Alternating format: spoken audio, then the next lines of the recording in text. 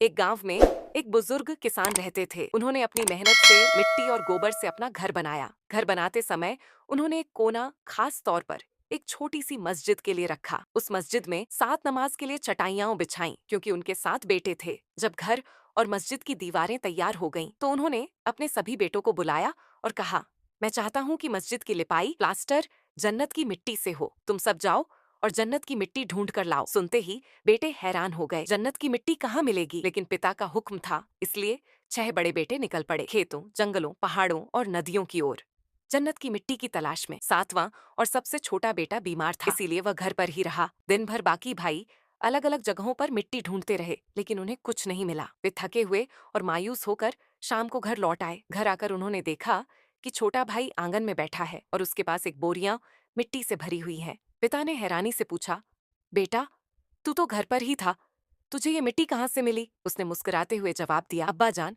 मैं आज दिन भर अम्मी के पीछे पीछे चलता रहा। जहां जहां वो चली, वहां वहां से मैंने मिट्टी उठाई और इकट्ठा की। मेरे लिए अम्मी के कदमों की मिट्टी ही जन्नत की मिट्टी है। ये सुनकर सब बेटे खामोश हो गए।